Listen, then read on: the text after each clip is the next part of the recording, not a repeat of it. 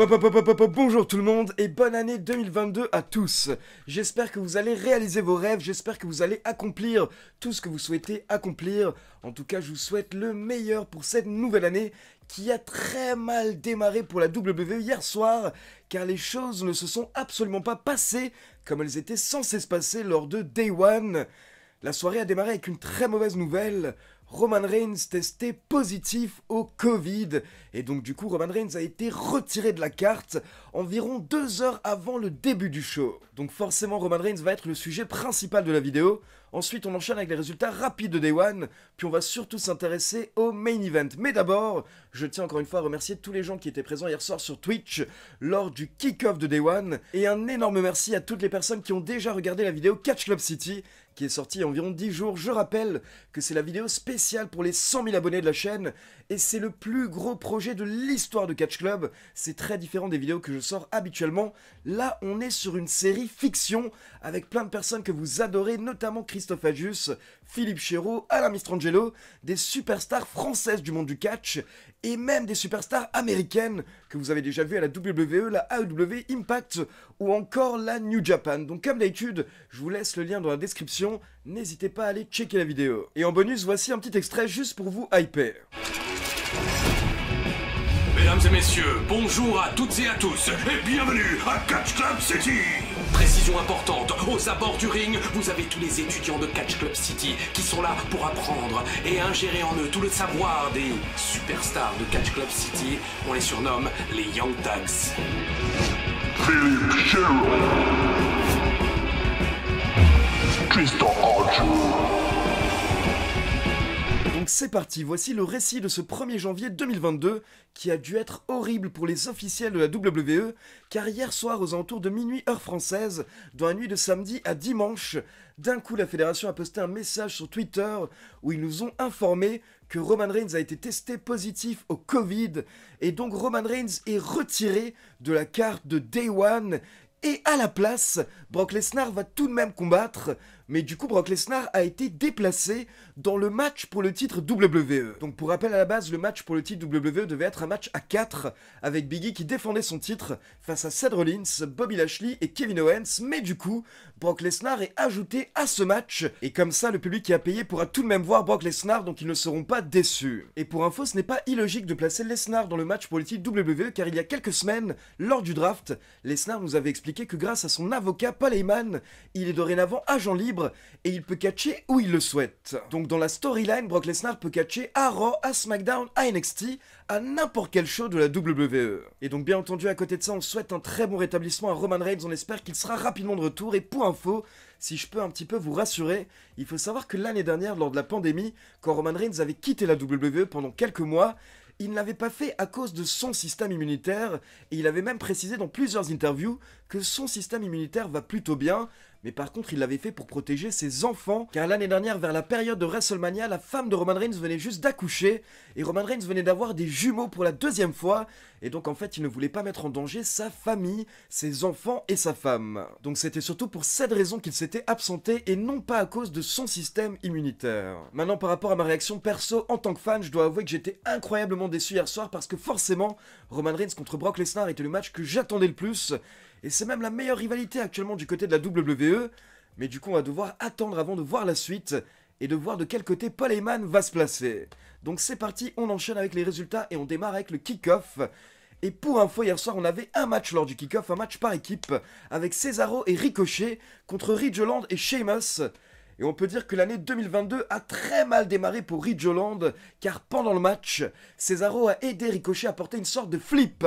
Mais Ricochet en fait n'a pas tourné assez rapidement, et du coup il a mis un énorme coup de pied sans le faire exprès au visage de Ridge Holland, et directement Ridge Holland a eu le nez cassé et il pissait le sang. Donc il a dû sortir du ring, les médecins se sont occupés de lui, et donc à partir de ce moment-là, Ridge Holland a dû quitter le match, et Sheamus s'est retrouvé seul face à ses 2 adversaires. Mais malgré ça, je pense qu'ils ont tout de même gardé le finish qui était prévu, donc à la fin, Sheamus se débarrasse de Ricochet à l'extérieur du ring, et derrière, il porte le bro kick à Cesaro, et donc Sheamus remporte le match tout seul.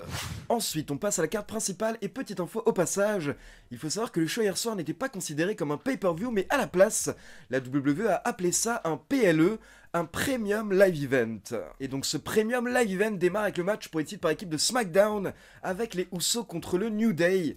Un match qu'on a déjà vu des dizaines de fois, mais encore une fois, hier soir, les deux équipes nous ont sorti un excellent match, et à la fin, les Usos nous ont sorti une nouveauté, car ils ont remporté le match en portant le 3D, le 3D, l'ancien finisher des Dudley Boys, et les commentateurs ont précisé que c'est un hommage justement, donc dorénavant les Usos utilisent la prise et ils l'ont renommé le 1D. Ensuite on passe en coulisses pour une interview de Big E qui nous assure que malgré l'ajout de Brock Lesnar, il va tout de même conserver son titre, et donc derrière, durant le show, on va avoir des interviews de tous les catcheurs qui vont participer au main event.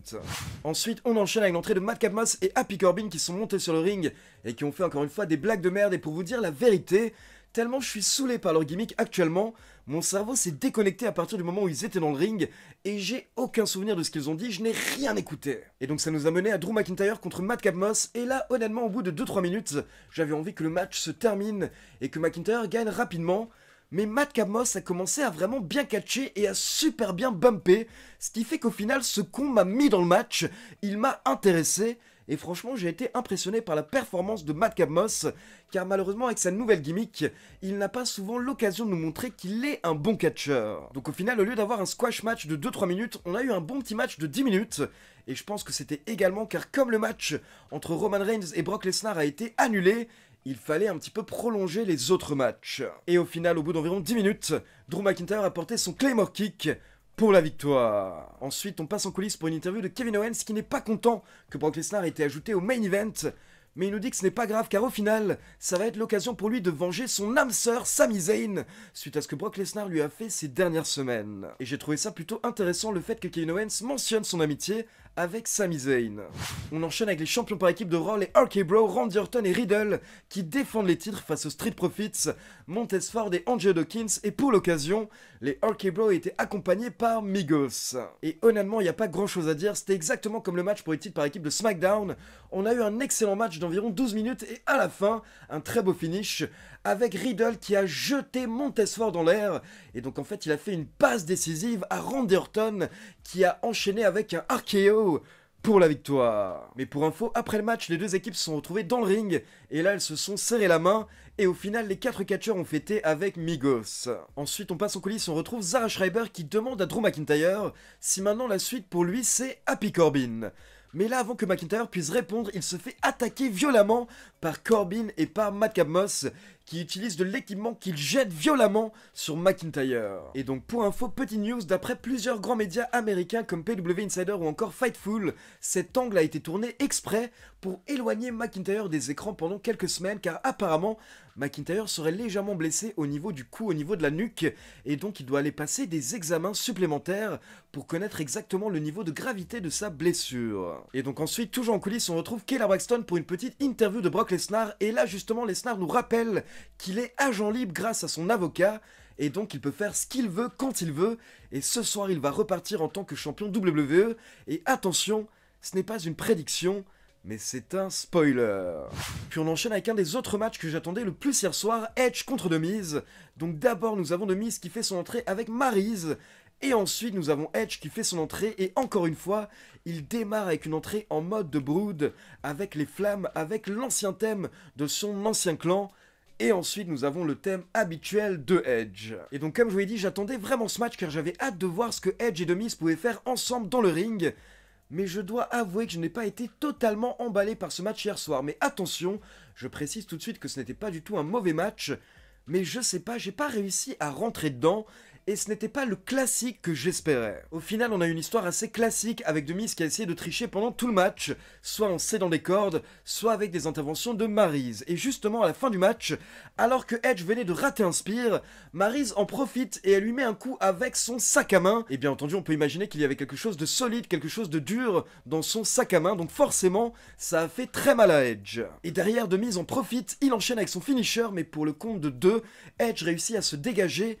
Et là, attention, surprise, mais on s'y attendait un petit peu, nous avons Beth Phoenix qui apparaît au niveau de l'entrée, et donc là, Beth Phoenix fait son entrée et elle chasse Maryse. Donc Maryse prend la fuite, et du coup là c'est The Miz qui est distrait par ce qui se passe, et quand il se retourne, il se prend un spear de Edge pour la victoire. Donc Edge remporte le match, mais du coup je suis un petit peu étonné, parce que je me dis que logiquement, la WWE va vouloir enchaîner avec potentiellement un match couple contre couple, donc Edge et Beth Phoenix contre The Miz et Maryse. Mais le problème c'est que là en soi, Edge a gagné, donc il n'a aucune raison de continuer sa rivalité avec The Miz, mais j'imagine que la WWE va trouver une solution lors du prochain épisode de Raw. On enchaîne avec la championne de Raw, Becky Lynch, qui défend son titre face à Liv Morgan. Et hier soir, le match s'est très bien passé, on a eu le droit à un très bon match, notamment Liv Morgan qui a vraiment pu nous montrer qu'elle pouvait tenir le coup face à Becky Lynch, qui est l'une des méga stars de la fédération. Mais par contre, il y a eu un petit bug lors du finish. Donc à la fin du match, Liv Morgan tente son finisher, mais là, elle se fait contrer par Becky Lynch qui lui porte le Manhandle Slam. Et derrière, Becky Lynch effectue le tombé et elle tente de céder des cordes. Mais le problème, c'est que Becky Lynch était trop loin, donc au final, elle n'a pas réussi à atteindre les cordes. Et donc elle a remporté le match, mais de manière clean. Alors que clairement, elle était censée tricher, elle était censée utiliser les cordes pour tenter de protéger Liv Morgan. Donc clairement, je pense que l'objectif à la base, c'était que Liv Morgan perde le match, mais tout en étant protégée. Comme ça, elle pourrait dire que Becky Lynch a triché et elle pourrait demander une autre opportunité. Le problème, c'est que là, elle a perdu de manière clean, mais je pense que la WWE va trouver un moyen d'arranger la situation. Ensuite, attention, méga breaking news, on a le droit à une annonce du premier participant officiel au Royal Rumble Match 2022. Il s'agit de Johnny Knoxville, l'acteur de Jackass. Mais ne vous inquiétez pas, en fait c'est surtout un coup de com', car un nouveau film Jackass va sortir début février, donc en fait Johnny Knoxville va venir pour promouvoir le film lors du Royal Rumble Match 2022.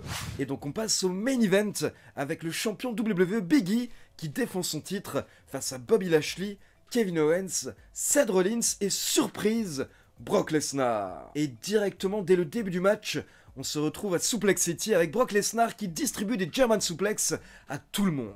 Mais attention, Big E et Bobby Lashley tentent de résister et on se retrouve avec Brock Lesnar et Bobby Lashley à l'extérieur du ring. Et là, Bobby Lashley porte un spear à Brock Lesnar à travers les barrières de sécurité. Donc là, on a Lesnar qui est KO et on passe à une phase où on a Rollins et Owens qui font équipe pour prendre le contrôle du match. Et justement, Rollins et Owens s'acharnent sur Lesnar en lui portant un dive et un frog splash à l'extérieur du ring pour être sûr qu'il n'intervienne plus lors du match. Et derrière, on a également Big E qui fait passer Bobby Lashley à travers la table des commentateurs avec un Urinage. Donc là, pendant quelques minutes, on se retrouve avec Big E, Seth Rollins et Kevin Owens qui se battent dans le ring. Mais d'un coup, on a Brock Lesnar qui se réveille et qui distribue des F5 aux 3 catcheurs. Mais alors que Brock Lesnar est en train de célébrer, il se retourne et il se prend un spear de Bobby Lashley pour le compte de 2. Et derrière, Bobby Lashley enchaîne, il porte son Hurt Lock à Brock Lesnar et clairement, Brock Lesnar est en train de souffrir, il est en train de s'affaiblir, mais Big E intervient, il frappe Bobby Lashley et il lui porte son Big Ending. Donc attention, Big E est lancé, il veut enchaîner également avec un Big Ending sur Brock Lesnar, mais là, Brock Lesnar le contre et il lui porte un F5 pour la victoire. Donc Brock Lesnar remporte le match en effectuant le tombé sur le champion en titre.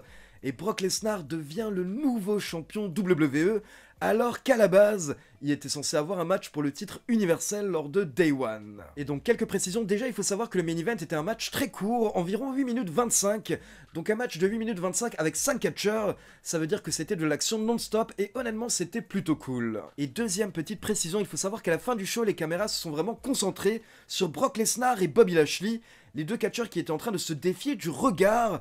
Du coup, clairement, ça nous laisse penser qu'on pourrait prochainement avoir un Brock Lesnar contre Lashley, sachant que les deux catcheurs se sont également beaucoup confrontés, ils étaient souvent face à face lors du main event. Donc c'était fait exprès, c'était clairement la WWE qui nous envoyait des signes par rapport à une potentielle future rivalité. Donc maintenant la grande question c'est quelle suite? Est-ce que Brock Lesnar va rester du côté de Raw et affronter un catcheur de Raw à WrestleMania? Ou alors est-ce que Brock Lesnar va rapidement perdre le titre et reprendre sa rivalité avec Roman Reigns quand Roman Reigns sera de retour? Ou alors est-ce que la rivalité entre Reigns et Lesnar va reprendre mais avec les deux titres en jeu? Et pourquoi pas une fusion de titres lors de WrestleMania? Personnellement, moi je vous avoue que c'est l'option qui m'intéresse le moins, car je préfère qu'on garde deux champions à la WWE, vu que c'est mieux d'avoir un champion par roster. Donc voilà, c'est tout pour la review de Day One, et maintenant c'est à vous. N'hésitez pas à me dire, selon vous, quelle va être la suite pour Brock Lesnar, ou en tout cas, qu'est-ce que vous souhaitez voir? Et comme d'habitude, n'oubliez pas de liker la vidéo, de vous abonner à la chaîne et de cliquer sur la petite cloche pour être informé de la sortie des prochaines vidéos. Ciao tout le monde!